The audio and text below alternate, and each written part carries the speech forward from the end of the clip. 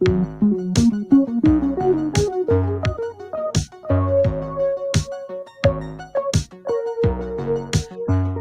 so funny to be so silent. I know, that's what I said. Like, well, it was because when Lauren did it, she removed us from the stream rather than just put us backstage. Yeah.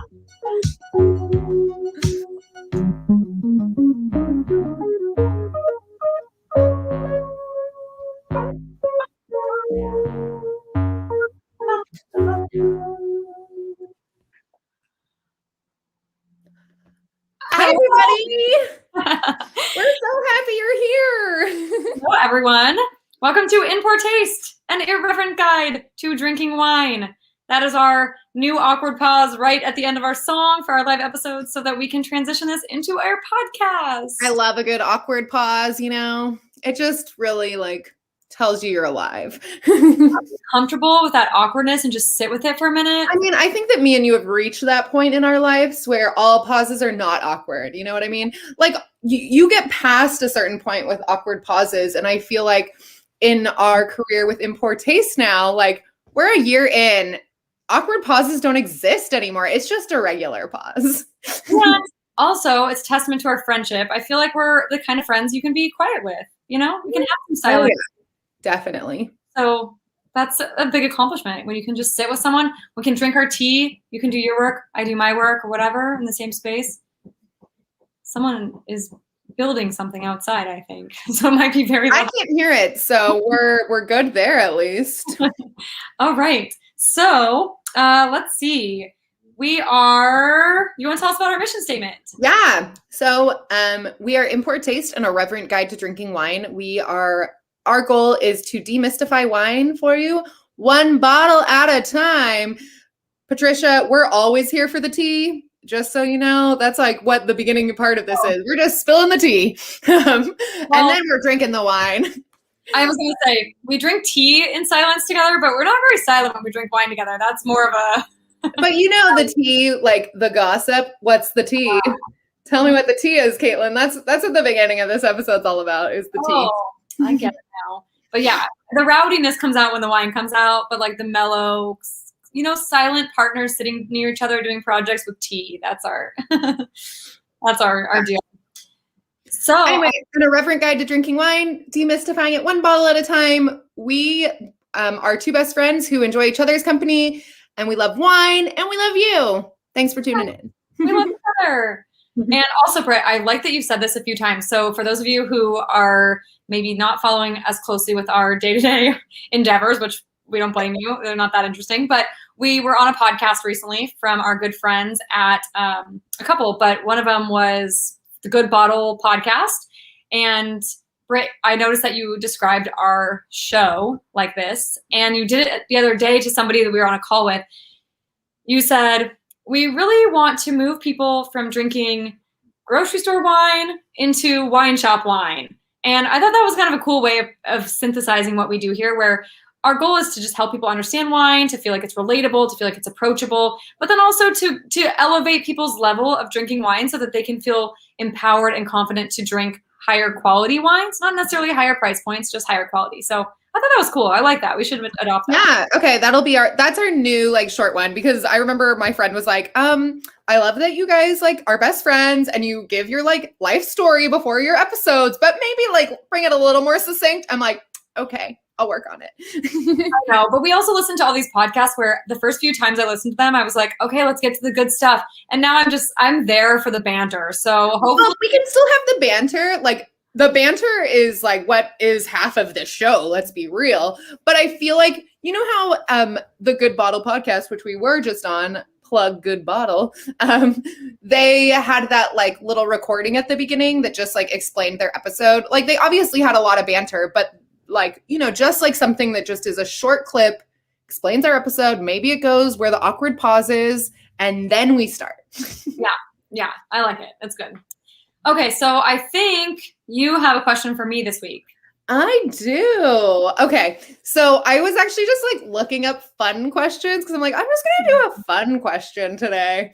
And I wanted to know, well, there's two, because I was looking up great icebreaker questions, and there were two that I really liked. So I'm going to ask you two because let's throw out all the rules. Okay, Caitlin.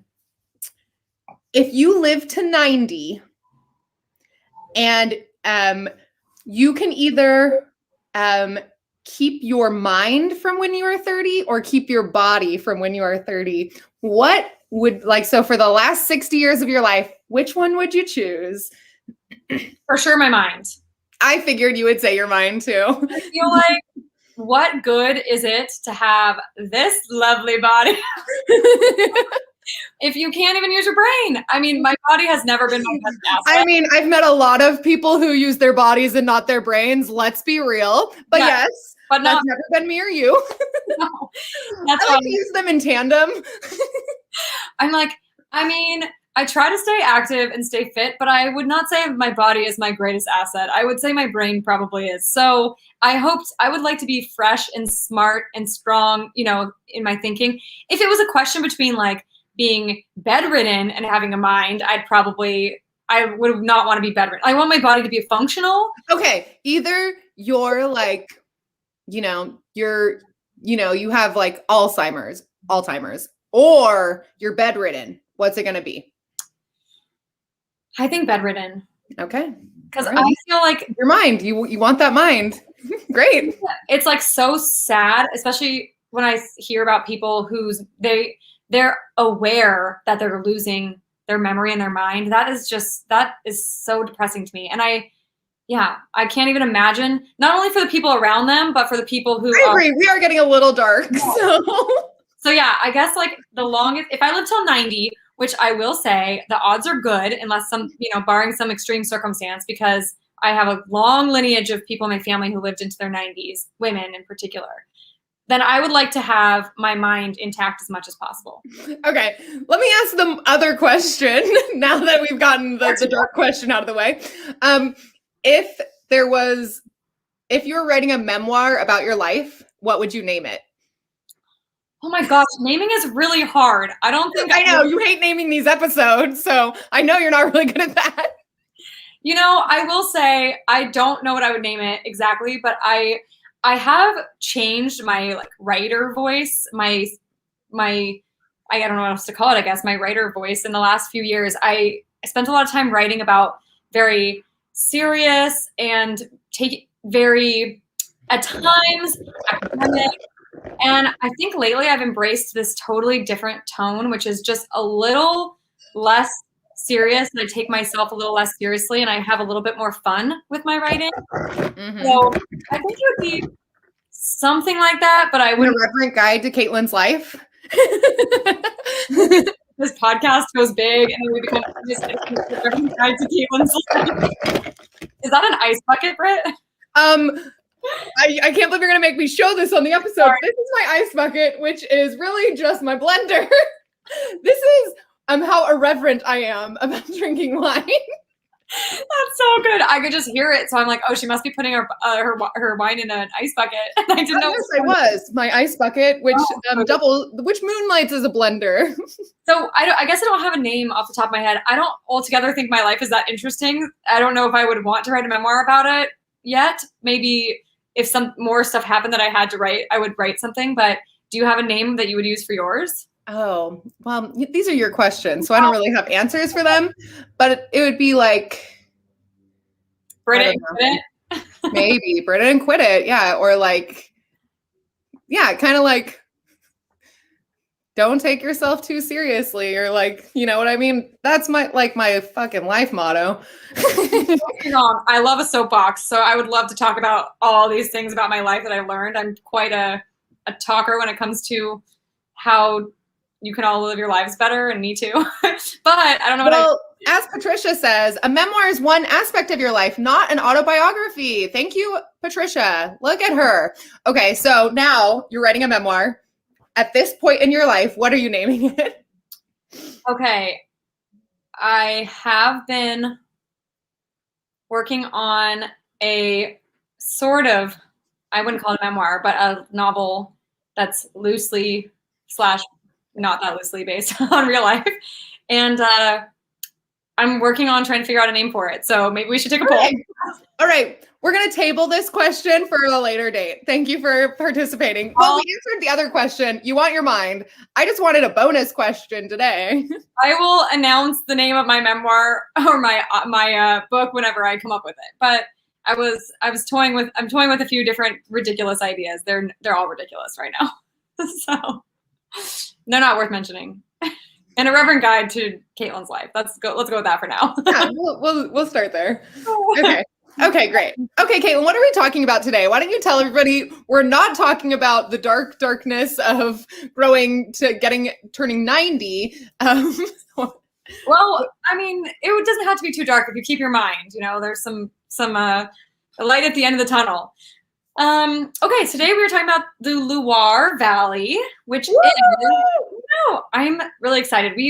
Sometimes Britt and I bite off more than we can chew in an episode, and this is sometimes I feel like we just do it. We're like, yeah, let's do an episode on this. And then we start like getting into it. It's like, oops, maybe that should be it. Biting off more than I can chew. Oh, it's so good. I will say recently my partner, I told Britt the story, was like, hey, maybe let's not take on any new projects anytime soon. And I'm like, okay. Like, I get it. I'm like maxed out on projects. So I think it's a thread that Britt and I share where we are constantly biting off more than we can chew. Oh my God. I don't know how many times it's like, I call Caitlin like with high anxiety and I'm like, so I don't know what to do. I agreed to do these 10 things and now I'm losing my shit because I don't know what to do. So yes, that should be our memoir, biting off more than you can chew. Yes. So all that to say, we're covering the Loire Valley, and it's a skim version of the Loire Valley because the Loire Valley is a huge region in France with lots of information. So we're going to give you the Spark Notes version, the Irreverent Guide version, the Britt and Kate version. We're going to give you the, hey, you want to pick up a Loire wine and this bottle doesn't say Loire on it? Let us help you a little bit. Yeah, exactly. Great. That's wonderful. What are you drinking, Britt? Want to tell us about it? Yeah, well, let's talk about two things that happened. So I did have this lovely wine that was a gift from a friend, which is like Coulée de Serrant from Nicolas Joly, 2018. The funny thing is I studied that. Go ahead.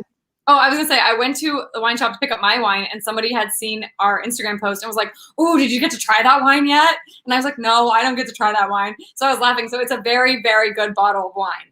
Oh my, it's like, I put on our Instagram post that it's a unicorn wine because it's a rare bottle of wine. And this appellation that it comes from is only 7 hectares, which is about 17 acres large. And not only that, but it's a monopole. So that means that it is owned by all one family. So it's one property. It's not like split up between different owners, anything like that. It's all owned by the Joly family. And Nicolas Joly is kind of the godfather of biodynamics in France. He really kind of took that to a level that so many people, I mean, I'll talk about this later, but the Loire is really a kind of epicenter for the natural wine movement in France. And it has a lot to do with Nicolas Joly and biodynamics. And if you don't know what we're talking about biodynamics, go back and watch our other episode. Our Earth Day episode was all about biodynamics and organics. So you can find out more about that there. But this one is like this special vineyard. It's all like kind of like done by either hand or like horse plow and stuff like that. So it just has this expression, and it was done in the like 1130 was when it was originally planted by Cistercian monks. And so it was purchased by them, and it's recognized, basically it's considered, there aren't Grand Crus in the Loire, but it would be a Grand Cru of the Loire. So it's a really special bottle. Unfortunately, my very special bottle was corked. So, okay, so corked wines are, a bacteria gets into the cork of it. And what happens is when you have a wine that smells like wet cardboard, wet dog. So Chenin Blanc can sometimes have a wet wool smell to it. So it was hard for me. I called Caitlin. I'm like, I don't know what to do. I think it's corked. I'm not sure if it is. Should I just drink it and not tell anyone on the episode? And she's like, I don't know. It could be a great learning moment. And I'm like, okay. But I was like, because I was like, I just won't even say anything and I'll just pretend it tastes great.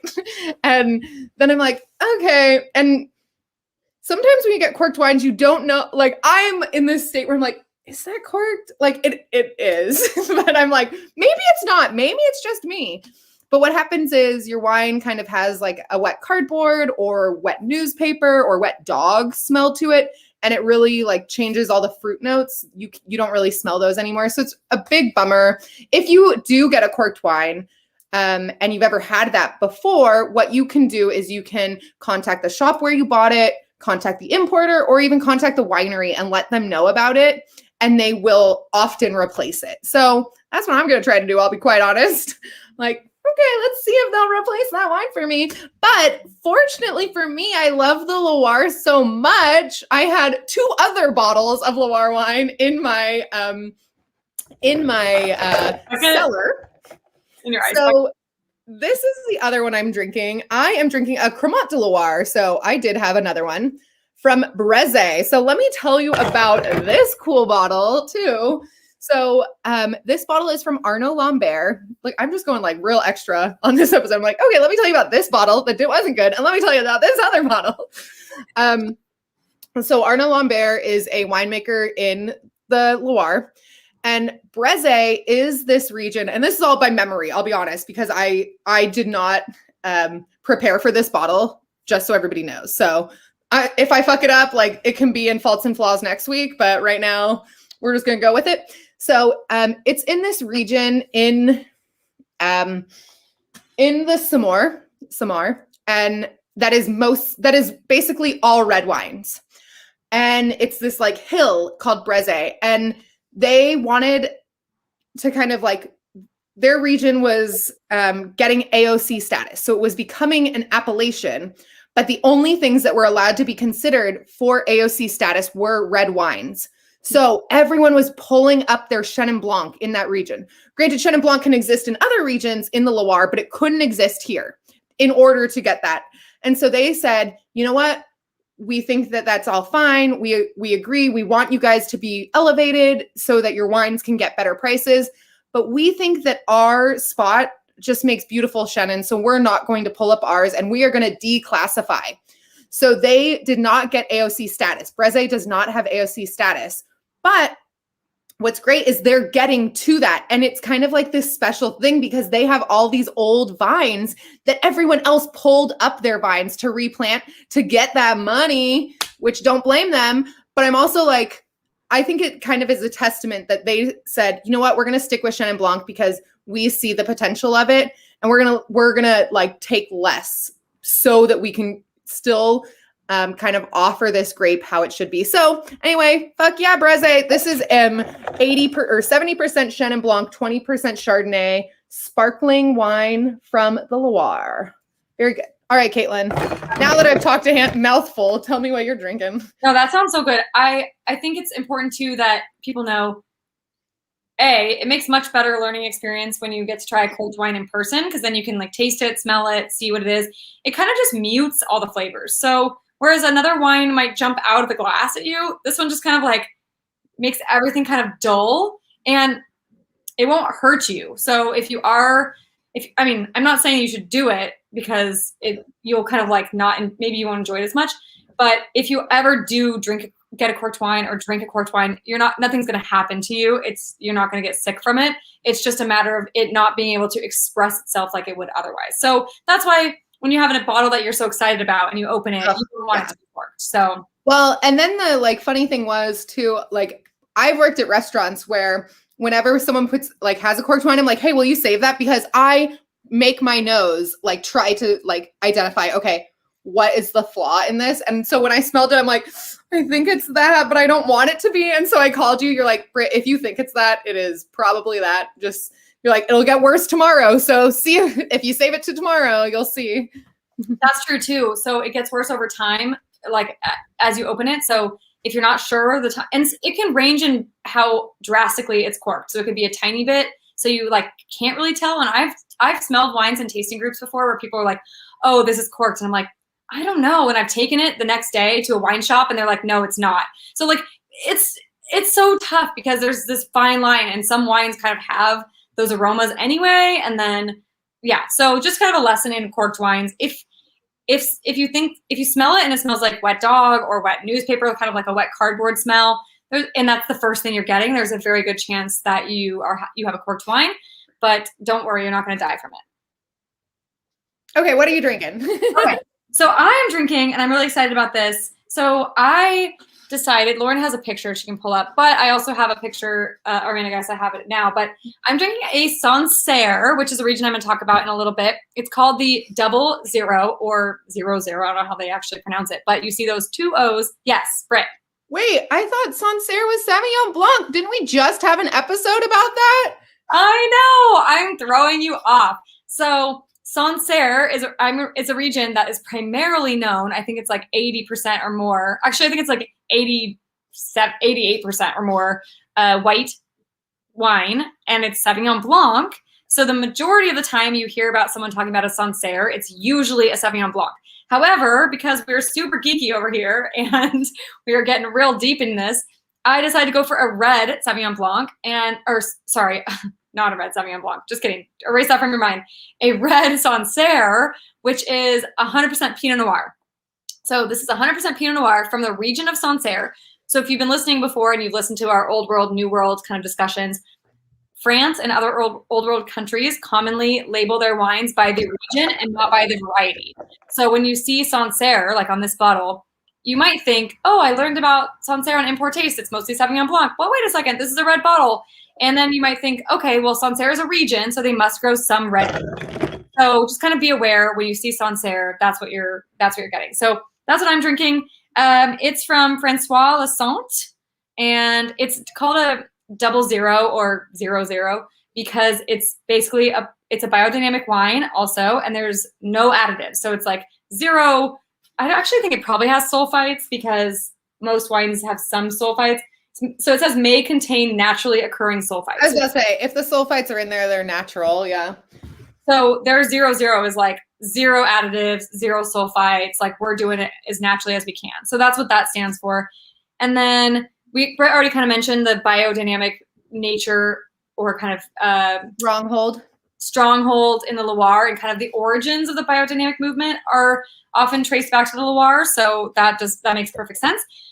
This is a family endeavor, a family farm, a family winery that has been established since the 1700s, which I think was pretty cool. And it's one of the oldest wine growing families in the Loire. So we've got some like ancient wines that we're representing here between your non-bottle. My corked bottle. And mine. So I think this is so good. I already told Britt before the episode really got started, when I opened it up, I was like, oh my gosh, like it's kind of hard to see, but maybe you can see there's like a little bubbly layer on top. You can see that. It's like, oh, it is. See it. It tastes like a Beaujolais a little bit, like a little bit carbonic, which has that like light lifted, a little spritzy. It's not a sparkling wine, but it has a little liftedness. And it is just so, I feel like I could drink this whole bottle and just be like, oopsie, I drank the bottle. It's so good. So I said it was like cherry Coke. It feels like a really good classic cherry Coke from like an old classic, like a cherry Coke you buy from the grocery store, but like old school cherry Coke. Yeah, like it's in a glass bottle. It's fancy AF. Some fancy ass cherry Coke that has good. So like, what more do you want? Come on. Yes, delicious. Nothing. Okay, well, I'm gonna kind of are you talking about the Eastern or the Western first? I am talking about the Western. Okay, so just to give you a breakdown of what you can expect in this episode, even though we're basically halfway through it, I'm going to give a quick breakdown of the Loire. Caitlin's going to talk about Western Loire. I'm going to talk about Central Loire, and then Caitlin's going to finish us off with Eastern Loire. So buckle up, bitches. Okay. All right, let me tell you a little bit about the Loire. So the Loire, Lauren, you can bring up that map. That's a great map. Thank you so much. Make it full screen. Oh, yeah. Oh, yeah, you did it without me asking, I feel like. So the Loire Valley is that section in green. You can kind of see it's on the it has like ocean access. It is the longest river in all of France is the Loire, and it's about 300 miles long, leading from the Atlantic. Yes. Okay. So because it has like there are these wine regions that are in France, or these different sections of that are really just connected by a river. That's pretty much all they have in common. They have different grapes that are allowed in each region. They have different climates in each region and different things like that. But what they have in common is a river. And not only that, but what they also have in common is cooler climates. So because they're cooler climates, oftentimes wines that you're getting from the Loire are going to have that higher acidity. And like you can see here, it is kind of a northern region in France. So that also is going to keep that cooler climate that you're getting out of the Loire. It is actually one of the most diverse regions in France, wine regions in all of France. And it is the least easy to characterize. So talk about biting off more than we can chew. It is one of France's largest wine regions. It is not the largest. Bordeaux is definitely larger than the Loire. But did I say that correct? Was that Bordeaux? You looked at me like I was wrong. No. Okay. Yeah. But it's not the largest, but it has 63 different appellations, just to give you an idea. So if you've ever been confused going down that wine aisle and you're like, is this a Loire wine? I don't know. We don't blame you. And so hopefully we can kind of like untangle that web. So what connects them all? The river and the cool climates. And like I was saying, because of that cool climate, it has that high acid. And in France, they call that nervosité, or like kind of like nervy wines or something. If you've ever heard someone describe a wine as nervy, like not nerdy, but that is kind of the quality that these wines all have. The Loire is often known as the garden of France. And back in the olden times, the like royals or the bourgeoisie of Paris would have their summer homes down in the Loire Valley. And so you see a lot of these big chateaus, or these like beautiful chateaus down there that are made out of this limestone, like chalky soils called tuffeau. And they dug them out, and that is really what the caves are made from, are those like digging outs. But then you see these like beautiful chateaus. It looks like a fairy tale in the Loire. And so that kind of is where the Garden of France got known as. But not only that, but because the bourgeoisie would go and have their summer vacations there, then they're very familiar with the wine. So it became the bistro wine of Paris. Like all of the reds and all of the whites were just very bistro wines of Paris. Now, because of that, it was like a double-edged sword. I bet they were selling a shit ton of wine, but you don't like, if I think about it, it is very hard for me to pick out like kind of like high-end wines in the Loire. It's like, I can't really think of, there's a couple that I can think of that are like well-known, like renowned winemakers in the Loire, but because everything was bistro wine, it became kind of this like not really prestigious wine region compared to other wine regions in France. As we know, where the Loire is, big reasons why wine regions exist, because of that water feature. Mm-hmm. You see it in a lot of other places too. Not only is that water feature like kind of regulates the temperature, but it also creates transportation for moving the wine, for selling your wine, and for getting it out into the market. And not only that, but being so close to Paris is really what kind of got the Loire on the map. But like I was talking about, it is not a highly regarded like region, but that's really changing now. And a few reasons why. One, Burgundy is way too expensive for anyone to afford anymore. That is a fucking tragedy that I wish I wasn't living through, but I am. So Burgundy is too expensive. So if you want good wine that's not going to break the bank, you're going to go to the Loire. Okay. 2, it is the epicenter of the natural wine movement in France, kind of where it started in the first place and kind of got out to the rest of the world, was that a lot of it had to do with Nicolas Joly. And there is this really cool natural wine festival that happens there every year, Caitlin, that we're going to go to, called La Dive. And apparently it happened. It's only like €8 to get into. So we're definitely going to go to it. And not only that, but because Loire is kind of like on the cutting edge now of what's cool and what's new and exciting in the wine industry. So those are kind of reasons why the Loire Valley is really up and coming, even though it's existed for fucking ever, but it's like really like kind of making a splash in the wine scene. All right, that's what I got for you. You did such a good job with that whole section. Do you want to add anything to it? The only thing I wanted to add, I forgot about this, but the Loire Valley is a UNESCO World Heritage Site. So that's one thing I want to add, just because it was so big on tourism, like you mentioned, and because it's so beautiful because of just these like, yes, there's so much diversity, so it's hard to say that it's so beautiful, but it's a UNESCO World Heritage Site. So if you're trying to be a tourist and you want to go somewhere, also if you're going, like Britt said, if you're going into Paris and you want to get to a close wine region, it's pretty close.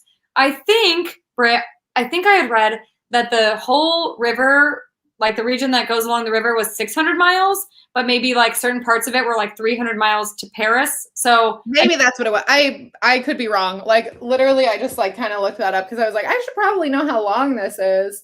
But yeah, no, that was great. I mean, I think as long as you got across the point that it's really— It takes 6 hours. I don't know how long it takes though.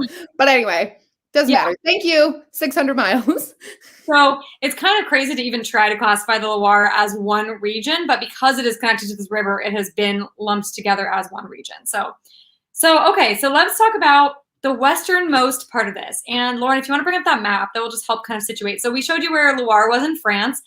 Here we are looking at the Loire Valley. So right now, it's very confusing because people call it different things. So right now I'm going to talk about what they call the Lower Loire, which I also call like Western. And I was listening to the Pays Nantais. Yes, exactly, the Pays Nantais. So I was listening to a podcast, which I will look up the name of because I loved it. And she did a wonderful job. And I think I'm going to listen to a bunch more of her stuff. So I'll give her credit as soon as I have a chance. Yeah, who is this? I think it's called Wine Room or Wine. I'll look it up in a second. I meant to write it down ahead of time. But she said she likes to cover it from left to right, like reading from a book in the Western culture, you know, like, so I think that kind of makes a lot of sense when you're thinking about coming from the ocean and going outward, because that's how the river flows. It like comes, you know, it's connected to the ocean and then it goes outward. So the Lower Loire, according to this map, is what I'm going to talk about real quick. And basically it's called Muscadet. And there is a couple different main parts of Muscadet. And I'm going to be honest, whenever I heard Muscadet, it was definitely a situation where I confused Muscadet with the grape that was growing there versus the actual region. So I had to remind Muscadel, Muscat. What's the back on our old episode to get some clarity. So in Muscadet, that like lower area, it is on the Atlantic Ocean, like Britt mentioned. So that's the furthest west region in the Loire, kind of at the opening of the ocean into the river. And the main Which way does the river flow? I don't know the answer to that. I'm assuming it flows into the ocean. Oh, it flows into the ocean. Okay. Yeah. Now I'm not sure. No, I didn't. I'm pretty sure it flows into the ocean. I didn't look it up. I did know that the river at one point was deep enough for it to be a major transport link for like Great Britain, for like England, and it was, you know, that's how these wines got so popular throughout the world, even though they maybe wouldn't have otherwise. But now it's too shallow because there's too much silt, I think it is, in the river. So it's too shallow to transport anything like internationally, but at one time it was used for that. So I guess probably, I don't know about rivers and how they flow, but you're probably right. It does. I just looked it up, and you're right. It's 634 miles. Thank you, internet. Okay, so Muscadet has the major AOC, and again, we could talk about this for hours, but we're going to spare you. So the major wine growing area in the region of Muscadet is called Muscadet de Sèvres-Aumont. It is where we most talk about when we're talking about this region. And it is connected to the hip port city of Nantes. How do you say it, Brett? You said it earlier. Nantes. Nantes. See, I wouldn't have said it like that. You're right, I think, but I can't seem to get my French brain around it.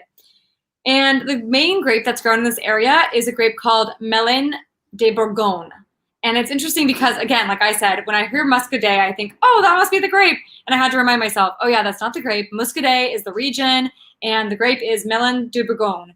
This is a fresh, crisp, white grape, very, very commonly used to pair with seafood. It is a blend of Pinot Blanc and Gouais Blanc. Both wines, if you haven't tried them, don't feel bad about it. They're very strange. It's a cross, right? Not a blend. Oh, yeah, sorry, you're right. It's a cross. I didn't mean that. I meant like it's a kid of these two grapes. And let's see. The interesting thing about this was that at one point I learned there was a big frost in the Loire Valley, right in this area. And then some monks from Burgundy, hence the Bourgogne, if you remember Burgundy, Bourgogne means Burgundy in English. Bourgogne in France, Burgundy in English. So monks came from Burgundy and they brought this really resistant grape, and it was called Melon de Bourgogne, like this grape of Burgundy. They planted it there, and then in Burgundy they outlawed that grape entirely. So, I know. I thought that was funny. It's extinct now in Burgundy, but in this region, in Muscadet, it is commonly grown. It's the majority of what you're going to find there. For some reason, I kept thinking this has got to be a sweet wine. It sounds sweet to me, and I think it's because of the origins of like Muscat, Muscadel, Muscadet, whatever. But it is actually not. I mean, maybe it can be made that way, but it's generally a dry, great for pairing with, like I said, seafood. Let's see. It's actually the leading wine of the Loire Valley by volume. Did you know that, Britt? I figured it was by plantings when I had read it, but I did not know by volume. Yeah, I know. I love this because someone said it's meant for drinking, not thinking. And I was like, oh, good. I love wines that are meant for drinking, not thinking. That's the name of my memoir. Drinking, not thinking. Drinking, not thinking. The life and studies of Brit reading. The life and times of Brittany reading. The life and times. That's so good. So somebody said, I think it was the Wine Bible, where she referred to it as the bracing, citrusy, sea spray in your face type of white wine. And I was like, gosh, I want the sea spray in my face type of white wine. The interesting thing about this area too is that they age their Melon de Bourgogne on the lees, which I won't spend too much time talking about, but basically it means they age the wine on the dead yeast cells, which I know it sounds kind of gross and we probably wouldn't explain it that way, but at a restaurant, but it gives the wine body and it gives the wine texture, and it basically just like, it's kind of like if you're making a soup or something and like sometimes you see stuff settle down at the bottom of your soup. Or like when you put cheese rinds in your soup to like give them kind of a bit of a texture. Mm-hmm. Yeah, and like, or a smoothie, like I make a smoothie and then it separates into two, but like you want to stir that up and then it gives it like the like texture. So that's what the lees does basically. And Muscadet or Melon de Bourgogne from the Muscadet region is known for going well with oysters and fish. And that's about it. That's all I have to say about it. So that's the coastal region. Well, one thing that I really liked because I kind of just studied the whole region and I was like, okay, like whichever section you want to take, we'll take it all. Like, but I like they talked about the honeymoon barrel. Did you remember reading that? You can talk about it if you want to. Go for it. I read it, but I didn't include it. So the honeymoon barrel was really how Lee's aging Sir Lee aging started, which was people who would produce wines. They would release all their wines, but they would keep back like one barrel for themselves to drink, and it was for a special occasion. And so it was like they considered it their honeymoon barrel.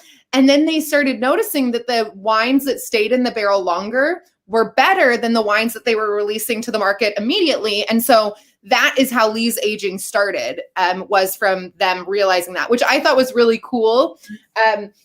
Another thing, just like a side note, is that in blind tastings, I have a very hard time telling the difference between a Muscadet and a Riche Spices, because they're both kind of like have that ocean influence, and they're both Lee's aging Albarino. Yeah. So they have a sea salt and they have that Lee's. And so I find them very hard to tell the difference. So just in case you're all blind tasting. What'd you say? Girl, you're fancy if you can remember. I was thinking that's pretty obscure. So Riche Spices is like in northern coastal Spain region where they make Albarino. So that's an interesting connection. I wouldn't have thought about that, but I also someone once described Riche Spices as, well, this is totally off topic, but as like flat Sprite, cooking on like rocks, like on hot rocks. And it very much tastes like that. And also kind of a little bit of a beer, like a beer quality to it. But that's from the Lees aging. And so that same quality is in Muscadet. So yeah, in case you guys are all doing blind tastings at home, very hard to tell the difference. I think people say like stale beer is how they kind of like define Lees aging sometimes. But I mean, I personally love aging on the Lees. So me too. Give me a champagne that's been on the Lees for years. Please. Yes. So it sounds gross, but it's actually delicious. So, okay, Britt, what about? So let's talk a little bit about the Middle Loire. So Lauren, if you could bring that up, not the one that you have on the screen, that one, that's the one. Okay. So the Middle Loire, I took this section because it was huge. So Caitlin kind of is doing both of the other sections because this one is so big, but the Middle Loire can be pretty confusing because it has a lot of overlapping regions. And there's a large diversity of styles of wines. Obviously, you can see what's going, like, there's a lot of shit there. Angers is one of the cities that is like surrounded by a wine region and is kind of what one of the regions is named after, which is Anjou-Saumur. And then the other one, Tours, you can see right there, Touraine is named after that. So you can kind of, I'll talk about that a little bit more, but the Middle Loire is really broken up into those two different sections. And they really, Chenin Blanc and Cab Franc are really the queen and king of that region. So just something to think about if you see something from one of those regions, you can, if it's a white, you could probably assume it's a Chenin Blanc. If it's named that region, if it's a red, you could probably assume it's a Cab Franc. So I'm going to talk a little bit about each of those regions, just so that everyone can kind of have in their mind what they're getting into. So the Anjou-Saumur, around Angers, a few of the famous AOCs in that region to just be on the lookout for: 7 Years, which is where, well, it's like kind of where this one was from. That didn't work out for me tonight. Court de Chaume, which is a region. Okay, so 7 Years is a region known for dry Chenin Blanc. It is done on volcanic and schist soil. So the next one that I'm going to talk about, Court de Chaume, is known for sweet wines. In fact, it was the very first like Grand Cru sweet wine in all of France. We've talked about botrytis in the past, but to tell you a little bit about it. So where Middle Loire is, so Caitlin was talking about that ocean influence, kind of that maritime. And then when Caitlin talks about Eastern Loire, that's going to be really like continental. But this is kind of a blending of them both. This is where those two climates meet together and kind of have like a perfect marriage. Those don't exist. Just kidding. Anyway, so where they kind of, these two climates have a perfect marriage. But what's really great is it is a perfect marriage for botrytis. So you get that like ocean fogginess, but then that warm climate, which is just like, you know, like is going to make mold. Like it's just going to make this like, you know, this bacteria that grows on these grapes, but in the best way possible. We've talked about botrytis in the past, but I'm just going to give a brief overview. It's this like mold that grows on the grape, kind of pierces the skin so that the water evaporates and all that's left is a concentrated sugar. So it makes really delicious sweet wine.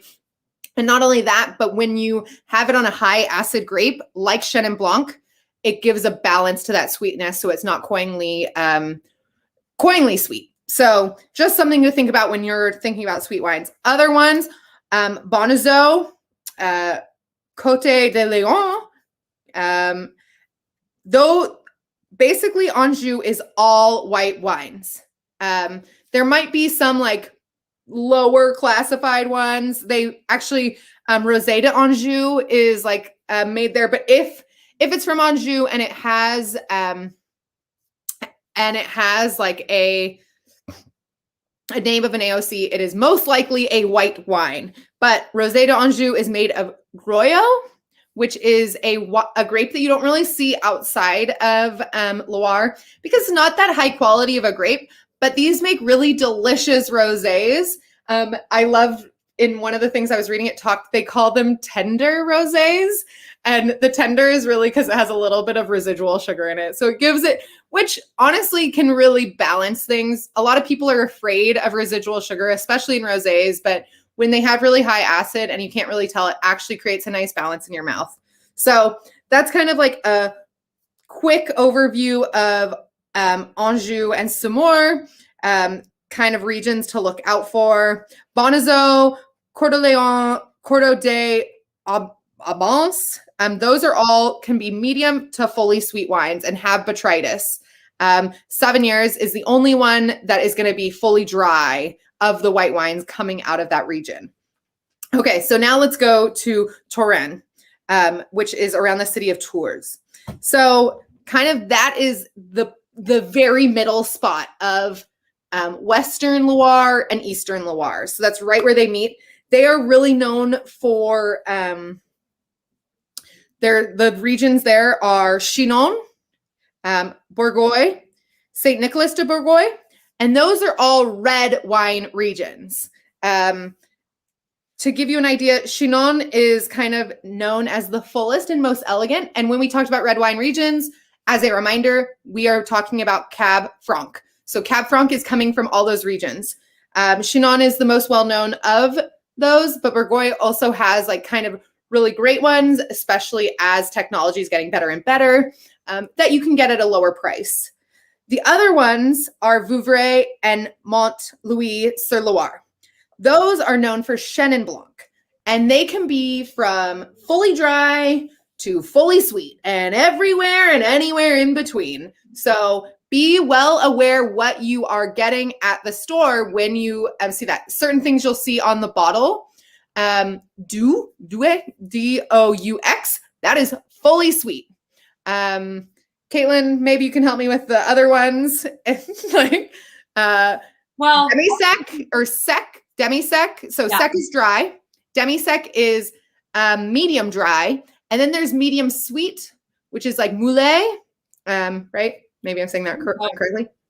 I was going to say too, okay, so Britt, this is a question that I actually legit have for you. Mm-hmm. Areas, when you're getting something sweet, are we talking like sweet dessert wines that come in small little bottles, or are we talking full-size wine bottles that tend to be made in a sweet style? So I haven't seen them like, honestly, like I've seen the half bottles of the Doux, D-O-U-X. Yeah. However you pronounce it. U-X or something? What? Is it D-E-U-X? I thought it was D-O-U-X, but maybe it's D-E-U-X. But those when I've seen in half bottles, I've not seen them in full bottles. But the ones that are semi-sweet or semi-dry, I definitely have seen those in full bottles. So do you think if somebody goes to a wine shop near them and they go to the Loire Valley section, do you think it's more likely that they're going to find dry wines or sweet wines in that section? I think it's more likely they'll find, dry wines. This is just me talking from my own thoughts. And also if you're getting a full bottle, it's likely that it's a dry. The only thing I would be like semi like thoughtful of is like looking for off dry. Like, okay, does it have a little bit of sweetness? If that bothers you, something to really be aware of. Like, but if it's going to be fully sweet, it most likely will not be a full bottle. Okay, so. I was wondering because I was thinking like when I went to the wine shop to get this one, I didn't even think about sweet or dry. I assumed everything was dry, and I think it was. If you found there are some dessert wines, and you would probably know them by the small bottle size because. I mean, if you find one in a full bottle, please tell me. I will go buy it because I want that. But most likely you're going to get a very small size.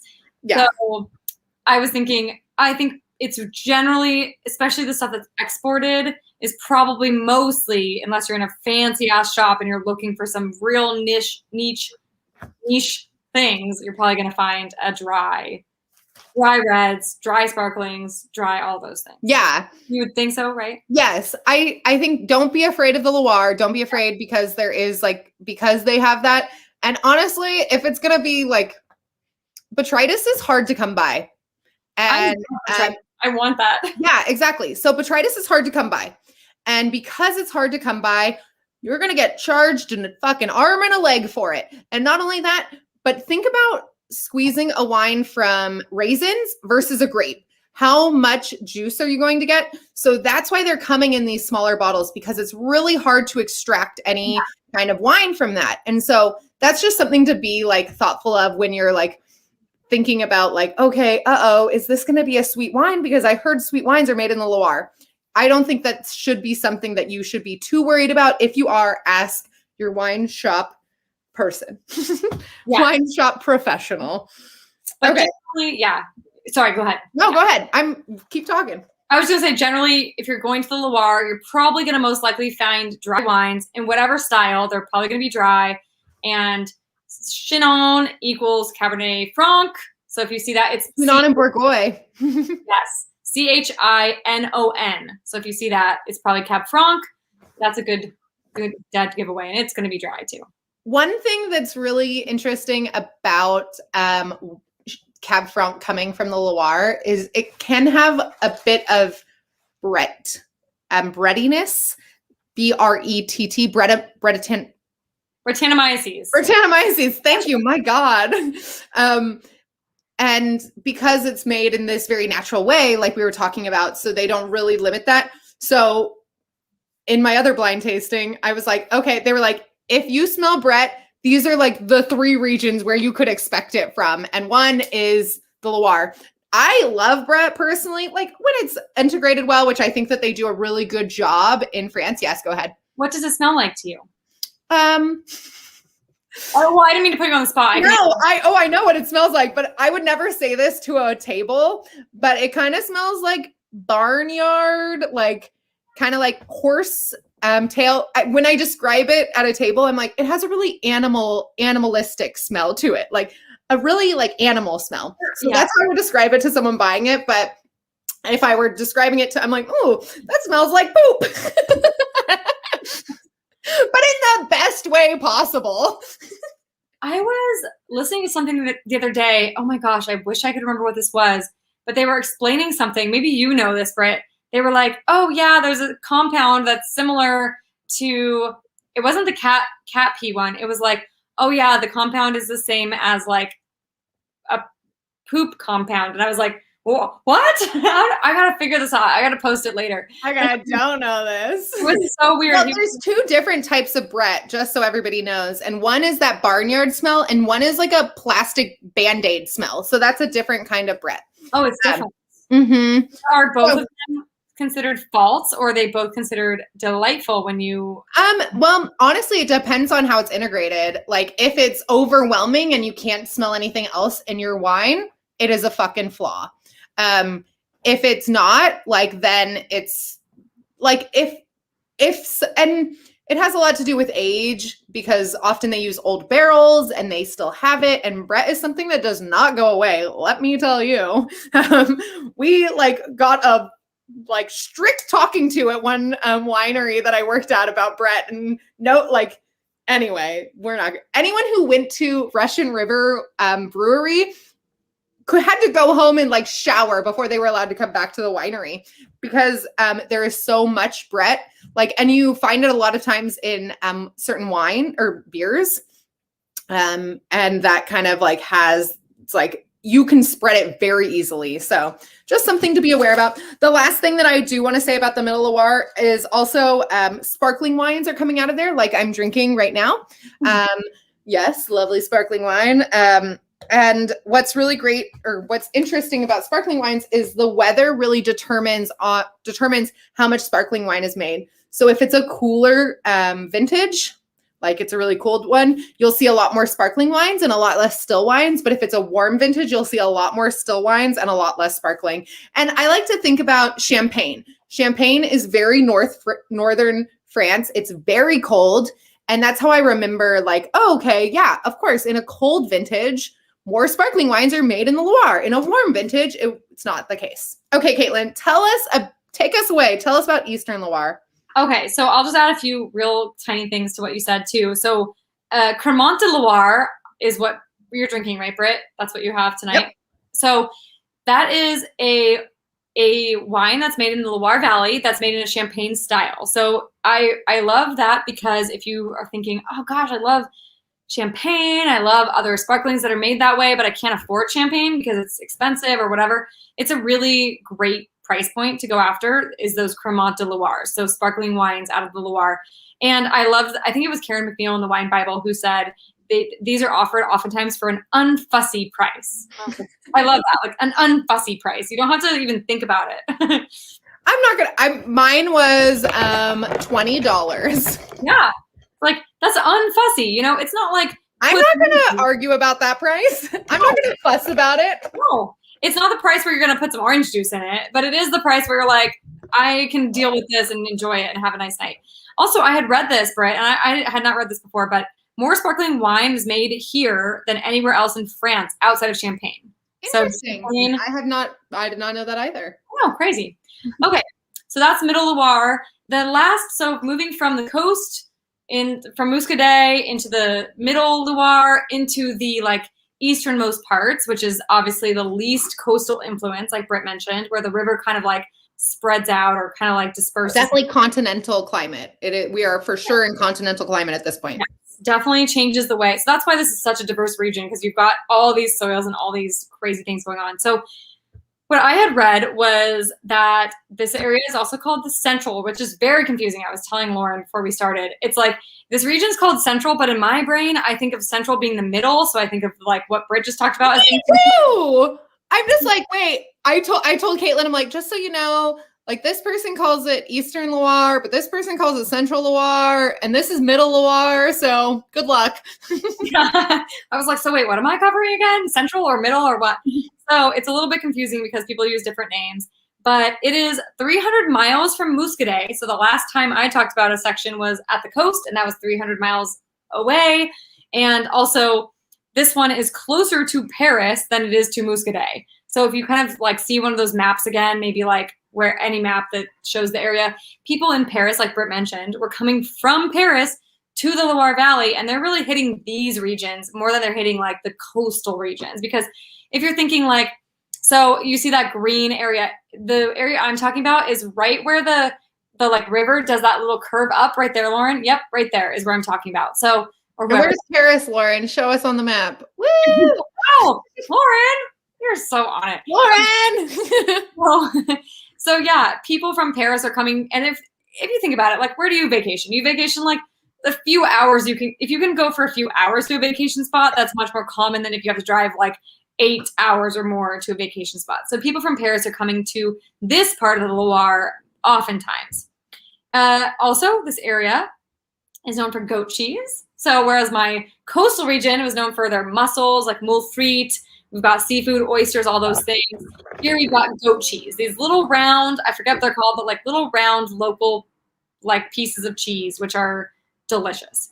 So if you think about this medallions, yeah, sure.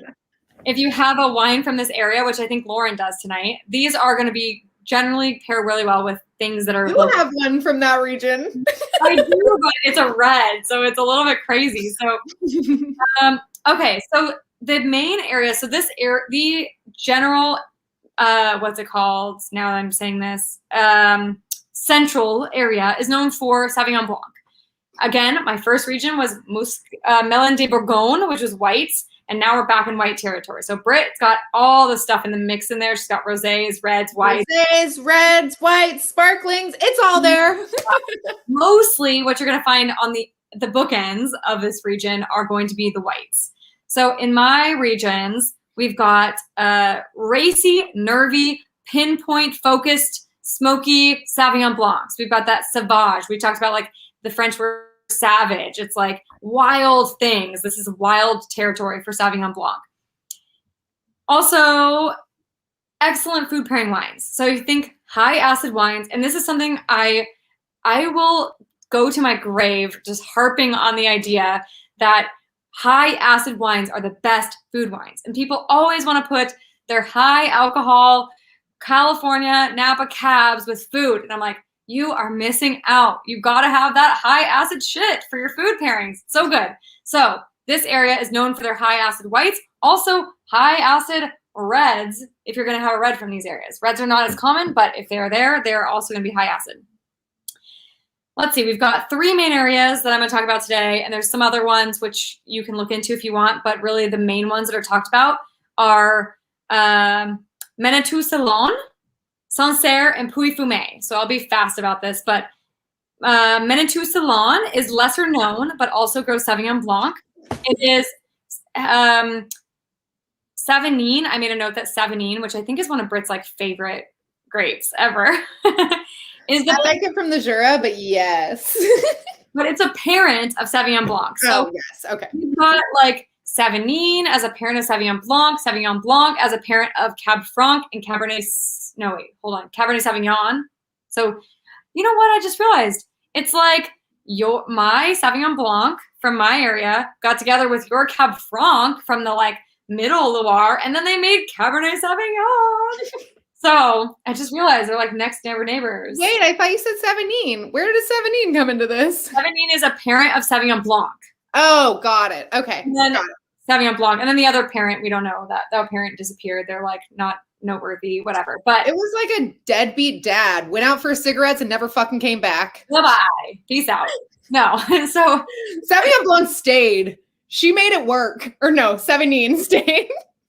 That's why I like Savagnin. She's the parent that stayed. She stayed. She made it work. She remarried. She had a baby who remarried. She had a baby and still like had a full fucking life. She remarried a rich man from Champagne. I don't know what she. She was a hussy. I want to say Savagnin is like the fucking slut of the wine world because she has like so many kids, but who knows? You know what? I am so glad for it too, because we've got so many amazing grapes because of it. So maybe that's why I like it. Really slutty wine. So, okay. So then in addition to Menetou-Salon, which if you've never heard of that, don't feel bad about it. Neither have we really. No one gets wines from those regions that much. I'm sure they're great, but like they're hard to find. So then we've got Sancerre, which is, we did an episode where we talked about a lot more about Sancerre. And that is I loved this. I read that the riverbanks of Sancerre during, I think it was like summertime or springtime, are full of red poppies, and it looks like the Wizard of Oz dream scene where like they're sleeping in the field and they like can't wake up. And I'm like, oh my gosh, it sounds glorious. I'd like to be like wine drunk in that field of red poppies and take a nap. Exactly. So we've got a lot of chalk, limestone soils. We've got a lot of silex, which I may be pronouncing it correctly, but it's basically like a flint sand-based soil that is notorious in this area because it produces these high mineral wines. And that's what we're getting out of Sancerre, is these real high mineral, like I think I had maybe said this before, or at least I thought it. Your dentist will hate you if you keep drinking wines from Sancerre because they will rip the enamel off your teeth. So I feel like all of fucking the Loire, that's the case. It's like the Loire wines and Champagne, like make sure you swish with some fluoride after this episode. So also an interesting thing, today I was talking with some people at a wine bar about how they were like, yeah, the last time I had a Sancerre, it wasn't very acidic. And I was like, oh my gosh, me too. The last one I opened, I was really surprised it didn't have the same acidity. And somebody else there was saying like, that's because of like the heating up. Global warming. Mm-hmm. Yeah, and they're like, yeah, the last few vintages from these areas haven't been as like racy acidity. They're not as classic as we would expect. So we're talking here about the classic expressions of these grapes in these regions, but climate change is throwing a few wrenches in this whole discussion. And maybe you're getting a Sancerre that isn't ripping the enamel off your teeth. It's more like melony or fruity or tropical or something. And that's definitely because of warming temperatures. So kind of just something to be aware of. So I mentioned earlier in Sancerre, because I'm drinking a Sancerre, 12% of the Sancerres in the region, or grapes that are grown in that region, are reds. That's a very small percentage, but I happen to have gotten one today. And most of those are going to be Pinot Noir or Gamay. So that's something to say. The third region that's most common, or the third AOC, kind of in the, central region, I have to keep looking it up because it's so confusing, is Puy-Fumé, which we talked about already a little bit before as well, but also known for Sauvignon Blanc, has a little bit more of like a gun-flinty quality to it. Because it has more silex. Yep, it has more of that silex soil that's really known for. So here, that's great, Lauren. Thank you so much. So we're talking mostly about, yes, I love that mouse action right there. So those are the three, like Puy Fumé on the left, on the right there, and then Sancerre, and then the Manitou Salon right below there. Again, you can see there's a few other one-offs here, which I don't have too much to say, except for that they exist and they're figuring themselves out, and I'm sure we'll start to see cool stuff coming out of them in the near future.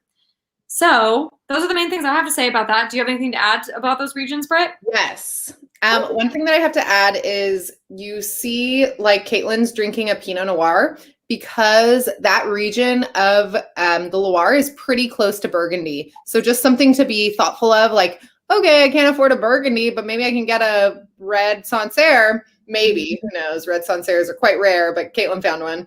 And then beyond that, there is also like a Sauvignon Blanc region in Burgundy. Saint-Brie, I believe is what it is. And it's because it's so close to that region. So just like if you take a step back and look at a map and you start seeing where things are growing, there's a lot more in common than you really realize. It's like, oh, you study this region. I one person who kind of was a teacher to me. It's like, oh, people do a disservice by like, okay, I'm going to study Burgundy. Now I'm going to go to the Mosel. Now I'm going to go to this because they're how the soils are, how the terroir is, how climates are. They really overlap, and it really kind of like has like a good like that you don't realize because it's like, okay, I'm just going to study this region, but you don't see like, oh, Burgundy, there's Gamay and Pinot Noir being grown in the Loire. Why is that? It's because it's so close to Burgundy. And why is there a region in Burgundy that is allowed to have Sauvignon Blanc? Look how close it is to Loire. Lauren, let's pull it up real quick. That's a good picture.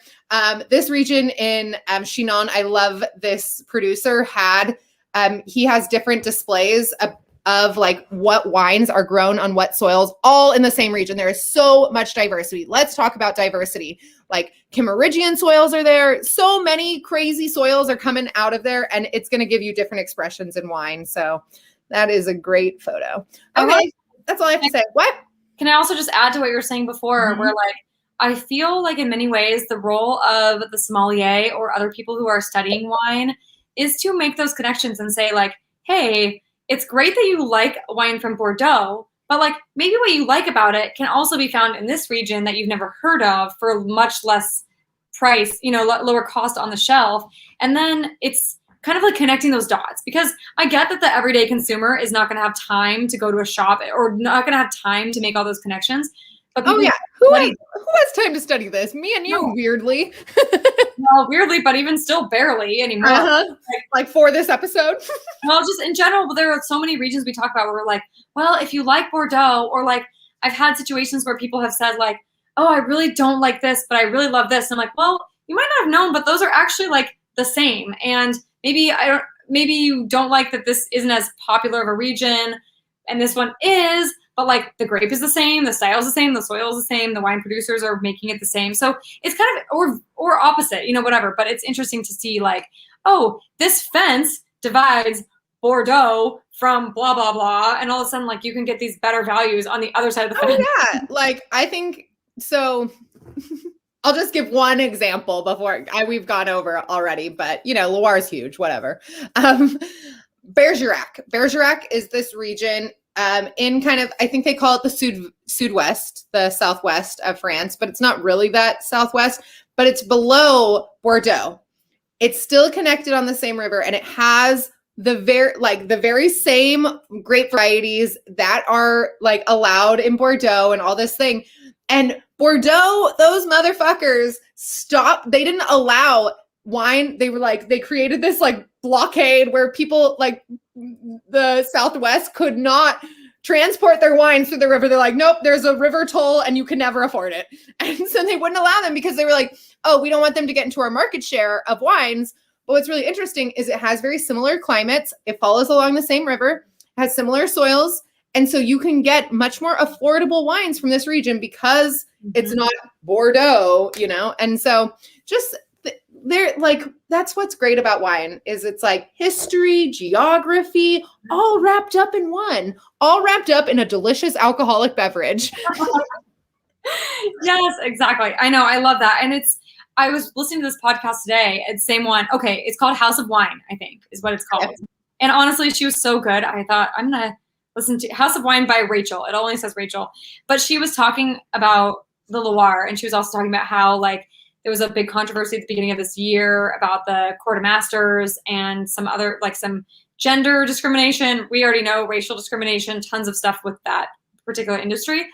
But she was saying that why this particular industry? Well, I meant that particular organization, but in the wine industry, yes. So, and she was saying, that's what's so great about people who are, she was saying herself, but also like things like we're doing, where it's like, look, you don't have to spend hundreds of dollars to learn about good wines. Like, here we are, we're going to bring the wines to you because whoever you are, if you care about learning about it, we're going to be accessible to you. And that's why I really think that Britt and I can bond on this too, is like, I don't think the wine should be for the elite. It hasn't been for the elite. I know. Even me having this wine on the episode, I was like, well, it was a gift. So, but I'm also like, I don't know. Like, I do have friends who buy like really expensive wines, and I'm like, let me find. I'm about value-driven wines. Yeah. Well, and I think that that's something that can be really important. Is like, hey, you don't have to spend $150 to get a really fantastic bottle of wine. You can buy a Cremant de Loire for $20 and have a fantastic wine from this great region without breaking the bank. So I think it's really important to kind of recenter the idea of like who gets to be in the wine industry and who gets to drink high quality wines. And when you can expose those regions that are lesser known and maybe not the ones that everybody's like collecting, you can say like, okay, hey, do you want to drink a wine that's on the other side of the fence from this like bougie ass winery over here? Try this one. And I love that's a thing. So, and I mean, I feel like the Loire really represents that. Like I was talking about at the beginning, it's like, it is the new kid on the block, even though it's been there forever, but in a way where they're really pushing the envelope. And I mean, maybe buy yourself some Loire and hold it back and then see how much it'll be worth in like 20 years or whatever.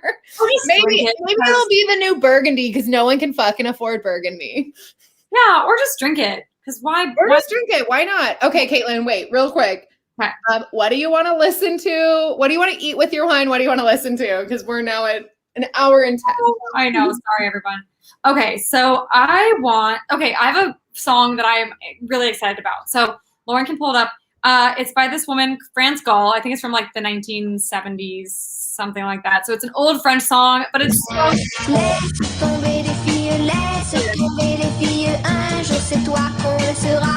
I love it. I've heard it.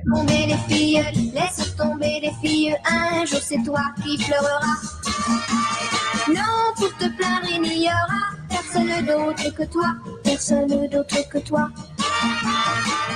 Alors tu te I feel like this is longer than 30 seconds. I know. I put it for 30 seconds. So, okay, I love it because A, it's French. Secondly, it's like got such a great tune to it. I love that you said A and then second. A and then B. You didn't go first and then second. Oh, I was getting to my second point. My little A was anyway. The other reason I love it is because the whole, if you don't speak French, which I don't really, and I'm working on that daily, but it basically says, all you boys stop messing with the girls. It's going to come back around to you. And when it does, I'm going to be here for it. And I'm not going to be mad about watching you fall. And I'm like, I just think it's so great. It's like also so charming because it's like from the 70s. I'm like, oh my gosh, it's so great. So that's my song. That's what I want to drink. What do you want to eat with it? Oh my gosh. It's so hard because it's a red Sancerre. I kept thinking like goat cheese. I'm like, no. I think I want like something with acidity to it that's red focused. Like I hate bell pepper. I hate bell peppers, but somebody said they were going to make like a bell pepper pesto. And I feel like kind of work with something like that. Okay. What would you have with like a Gamay Pinot duck? Well, that's what I have with everything. Just ask Alan. I mean, Gamay Pinot. Ooh, I'd have like a burger or barbecue, and it has kind of that effervescence, which I think goes with ground meat because like almost texture and texture really matches. Just saying. It's so good. I was thinking it's going to go perfectly with my Sunday morning garage sale. So yes. breakfast wine, anyone? I hear Sancerres are a breakfast wine. Whether or not they're red, who knows? What about you? What do you want to listen to? What do you want to eat with yours? Okay, well, the song I chose was to go with my other bottle, which, stop yen. But this wine is considered one of the greatest white wines of all time. And so I had to I went with some Tina Turner. Let's You're simply the best. Better than all the rest. Better than anyone. Anyone I ever met. I'm stuck on your heart. You know what, there we though? go. When you get your bottle replaced, it's going to be better than all the rest. So I'm fucking hoping so, I'll be honest. I'm like, I hope they replace this bottle. So we'll see. Anyway, so that is what I was choosing. We'll leave it at that. Okay, Caitlin, what's next week? Okay, so next week we're throwing a curveball at you because we are going to be talking. Oh, first of all, we will announce our whole June lineup also. But for the first week in June, one thing you can be excited about is that I will have better internet starting that week. And then secondly, we're going to be talking about sherry, which I love. I know Britt does too. So sherry, just in case you're still tuning in and you're going to find a sherry. We're not talking about cooking sherry. We're not talking about Italian sherry. We're talking about Spanish sherry. And it's real weird. So we totally get it. If you're not that adventurous, you don't want to try it. But there are a couple different types. So we'll try to give you some tips on things. Sherry is that's what this show's about. Some adventure. Guys, you can do it. You've been along for this ride, and I know you out there. You've already expanded your palate. You can do it one more time. Yes, that's true. And I will say the first time I had sherry, I was like, ew, what is this? And then the second time someone was like, oh, you should try it with these salted Marcona almonds and these olives. And I was like, oh my God. I had it with anchovies and oh my God, it blew my mind. I was like, okay. The first time I had it that I enjoyed it. Okay. I've had it before, but I was like, oh my God, these anchovies, they're really doing it for me. So if you are, okay, so Britt and I are going to get two different types of Spanish sherry. We're going to probably give you some food pairing ideas, but if you didn't get enough, we got olives. I hear olives, Marcona almonds, and anchovies. And honestly, it's weird. It's not like traditional wine, so don't expect a full glass of this stuff. But I will tell you about some amazing experiences I had with having this in Spain that will just boggle your mind. So, okay, really quick. If I open a sherry, should I finish it then? Or is it okay? How long can sherry... just so our viewers out there will know. Okay, so I did look this up because I am the geeky person who bought 2 bottles of different sherries. When my boyfriend was like, I don't know if I've ever had sherry, I was like, oh, let me handle this. So I bought anchovies, olives, almonds, all these things, and I made the whole spread for us around Thanksgiving with 2 different styles of sherry. And then we opened both of them, and of course he had his preferences, and that's fine. He was like, I like this one better than this one, but we also looked it up because we're like, oh, these should last forever, right? They're like Madeira. They're indestructible. Well, they're not indestructible. They will last longer than a normal bottle of wine, but they will not last as long as Madeira. So I think it's like a week, right? Day. I think I had 7 to 10 days. 7 to 10 days. Yeah, that's what I've heard as well. So if you open up your sherry and you don't finish on the episode, NBD, you've got 7 to 10 days. Invite all your friends over for a pre or post-COVID party. Pour them some sherry. Chill that shit down because you're going to want to drink it chilled. And then, at least all the ones I've had, I want to drink chilled. And then show up next week with a bottle. I'm going to look for one if you need help. And my bottle, I've already gotten mine, is this big. So just so everybody knows, you don't have to buy a giant bottle of sherry that you might not finish in 7 to 10 days. Mine is only this large. Also, because there's only 7 of you tuning in live right now, this only appeals to we're gonna pull down our shirts. No. There's only 7 of you tuning in. I was gonna say because there's only 7 of you, which I know is not true anyway. It's a fake number, but because there's only a few of you tuning in, I was going to say, if you buy a bottle of sherry and you hate it, I will personally take it off your hands. Only the 6 of you now who are on this episode. Yep. Whoever dropped So off. put your name in the comment. If you're not in the comments, she's not buying that sherry off of you. If you don't like it, I'll come back. I'll reimburse you for your money. I'll take that bottle off your hands. Or I'll bring you some pairings. We can like show you how to enjoy it. So but only for the 6 who are tuning in at this moment. So seriously, put your name in the comments so Caitlin can follow through on her promise. All right. Well, as always, we're so excited that you're here. We can't wait to reveal to you our upcoming exciting news. If you haven't seen our new logo, check it out. It's on our Instagram. It's like halfway on our Facebook and not quite on our YouTube. So we'll get there. But we're very excited. Follow our Instagram, _wine, and slide into our DMs. Tell us that you like it. Tell us if you don't. Tell us what you want to learn about. And Caitlin, as always, stay thirsty. Cheers. I'm like, cheers. Whoop, Let's hear that music. Play that funky music, Lauren. Play that funky music, white boy. That's good. Loire is complicated. Yeah, and it only took us an hour and 20 minutes to talk about it. And I would say that there was probably 40 minutes of there of padding and enjoyment. Padding and enjoyment.